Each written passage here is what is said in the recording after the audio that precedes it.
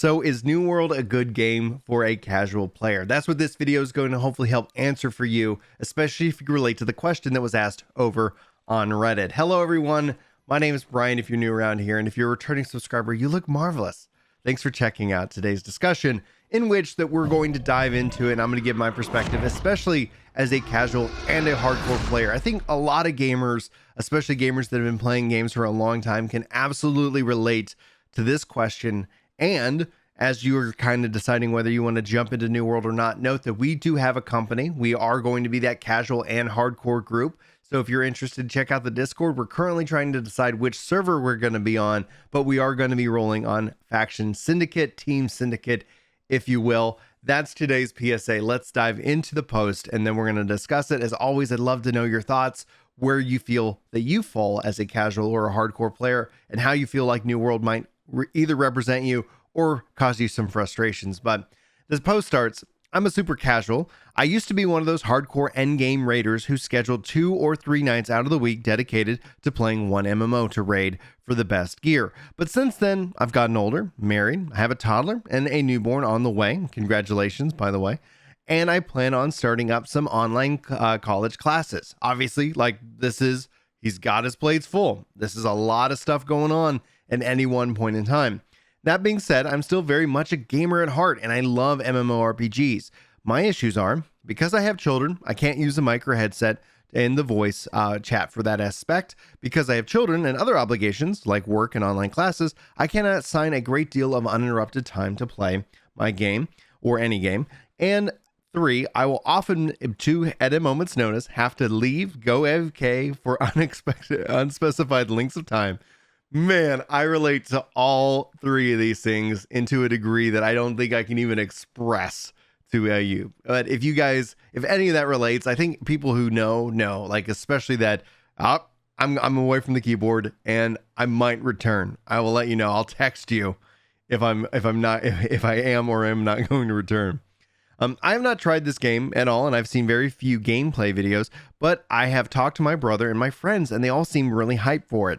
I love that there's a 100% player-driven economy, and that I haven't seen something like that since old school Star Wars Galaxies days. I turn to all of you who have played this game for your honest feedback, and with issues that I've listed, is this game going to be good for me to get into or not?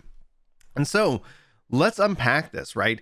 Can't use voice chat. Honestly, not a problem. I think one of the interesting things this game does is how it manages its text chat with multiple types of channels. And if you're playing with like friends and family, you're probably going to be in a smaller company and you're going to have that ability to communicate. So on that note, though, kind of my advice to anybody who's in that predicament, because I've done that myself, where, yep, I'm watching the kids. Kids are going to be loud. Obviously, if you're playing with other players, I've played with streamers and I don't want to necessarily impact their play or their content. I think that's kind of another layer to this conversation. Well, I don't have to be on a mic. I can still listen in on a headset. And so, and this is kind of where it gets tricky. As the kids start walking around, I got less and less headset mode. So that's actually impacted the way I even watch content. But that being said, like, you can find different ways, whether you're kind of one earbud in and still listening, but that way you can kind of hear any kind of conversation going on.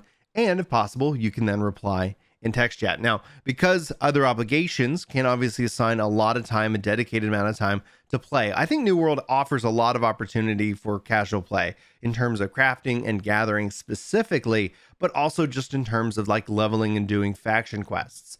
You're not going to be the world first at anything in this regard. And as long as you're okay with that, any game is really available to you, and you could just kind of put in the time that you could put into it and not stress about it. I think it's more that personal responsibility that as a gamer, that you don't set these random like obligations to yourself, right? And then if you're playing with good people, they're not going to have those expectations of you anyway. I've been playing Final Fantasy XI on a classic server very casually. I've been really busy, and I just kind of pop in from time to time, say hey to the guys, jump in if I can.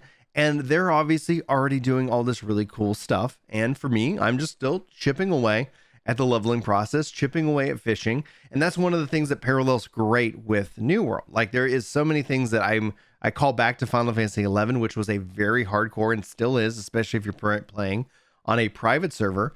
But that parallel is like, okay, craft, gather, fish, just go out and farm enemies, do your faction stuff. So just kind of get in tune with what people are working on, and you can go do faction quests in a particular zone to try and undermine that zone, so that the bigger picture is that you're kind of a small player, but in this bigger story. And that's, I think, one of the things New World does really well when it comes to its sandbox style content. Of course, there's going to be the theme park aspect of the quests, and that will take you through the content. The biggest challenge that I think this person's going to face, or anybody's really going to face, is in the dungeons. It is required to go, like, to do the expeditions, that you have a certain number of people, and having to drop at a moment's notice does mean that you're probably going to go in a little overpowered. You're going to want to make sure you have a 5-man team, because some of the puzzles require at least a certain number of people in the content. So when it comes down to it, you just got to be flexible, and you just got to play with people who know your situation and are okay with that situation, so you're not slowing anybody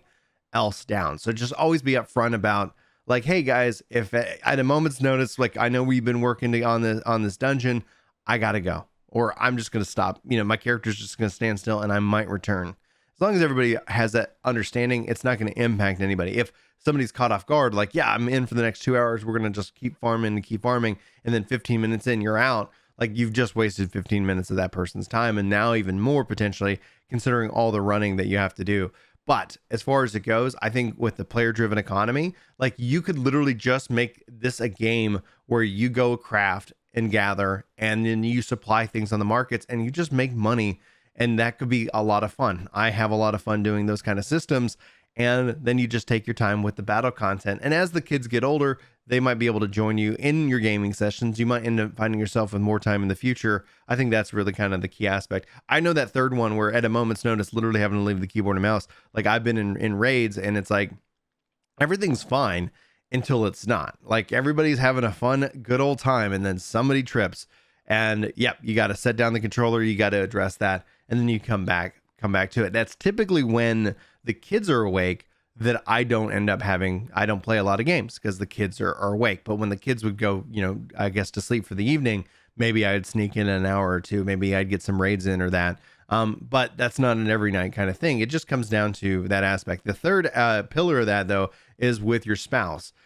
So with your spouse, you just always want to kind of communicate that, like, if this is something you really enjoy, either invite them into that if they are kind of a quality time love language person, or just have that as a part of the schedule, so that they know, just like they have you're like, yeah, this is a night where maybe you don't take care of the kids, or you don't worry about doing dishes or laundry or things of that nature. Like, literally just like, I'm going to handle that for you, so that you just kind of have this, obviously, like, I guess, relationship focused mindset, because there's nothing, I guess, worse in life when you let a game kind of consume you to the detriment of everything else around you. Because then all of a sudden, I think everything ends up becoming flavorless, I guess, is a kind of a term. So I think New World is going to be a great game for casual play and for hardcore play. I think that it's an interesting tension between the two, like, kind of as a final thought to this video.